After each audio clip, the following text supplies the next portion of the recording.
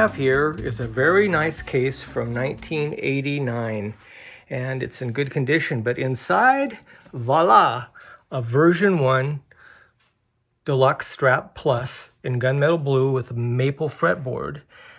1989, Fender came out with these guitars, and they were like a new rendition of the Strat Plus that already was released in late 1987. The only difference was that when they came out with the Deluxe, they came out with a silver blue lace sensor.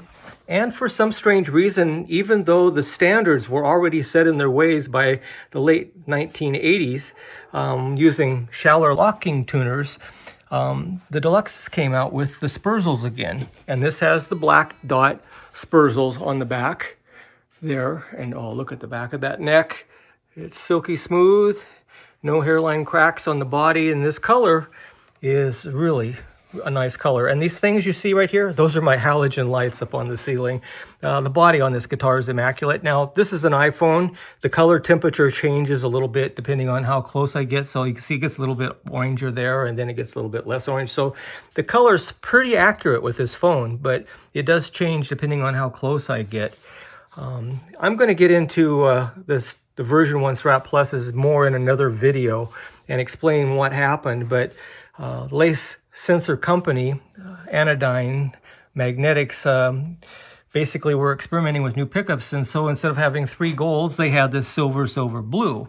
And it's an interesting combination. These pickups voice a 1970s Stratocaster, and then the blue is kind of like a PAF 1950s humbucker. It mimics that kind of voice a little bit. And this guitar is almost flawless. I mean, look at this. It's like no cracks in the neck sockets, no scratches, no dings. The guitar virtually is like new, and the back of the neck, no dings at all. It's soft as a baby's bottom. Some really cool stuff going on in the grain. Those are not blemishes like cigarette marks or something like that, but those are actual grain in the maple. And there's like this cool streak right here too, like that. And the tip of the headstock is nice and clean on this guitar. Inside, there's actually an advertisement about the Strat Plus Deluxes. And just really quickly again, just look at the back of this guitar.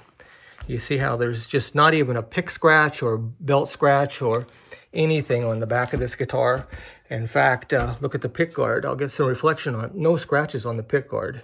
So this is a beautiful guitar. But inside, there's this cool advertisement.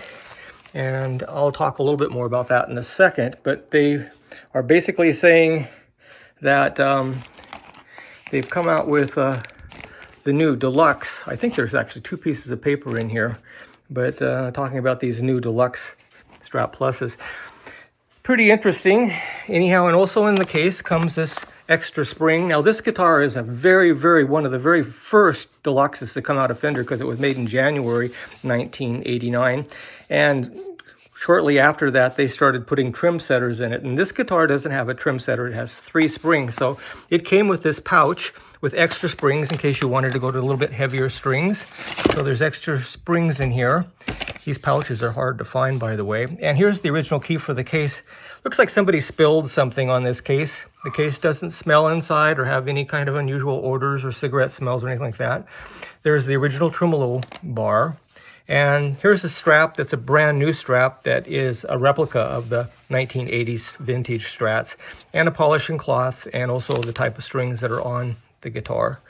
A lot of people don't know it, but when I sell these guitars, I wrap the body in a brand new Jeffrey t-shirt that have some really interesting and funny and cool designs. And I throw in a few extra Jeffrey picks too with the guitar. And again, back to this guitar. Take a look at it here. No scratches around the butt end or anything like that. Just reflections on this thing. It's a very beautiful guitar. Gunmetal blue. Well, let's go ahead and take a look at some pictures on the inside of here, and you can see what the wiring looks like and how it's untouched and original. These guitars are the next guitar that's really going to go up in value, because these were only made from January 89 to about October 89, before they came out with the version 2 Deluxe Strat Plus with the blue, silver, and red lace sensor pickups. So let's go ahead and take a look at the inside of this guitar. When you pop open this guitar, the first thing you'll notice is that it says buff in the neck socket, which means that it probably came out of the paint shop and it met inspection and then got sent back to be buffed a second time to make sure that it was perfect. And you'll notice a really faint date, 1989, but you can't make out the month or the day that the body was made. When you look at the back end of what they call the butt end of the neck, you'll see it says January 20th, 1989.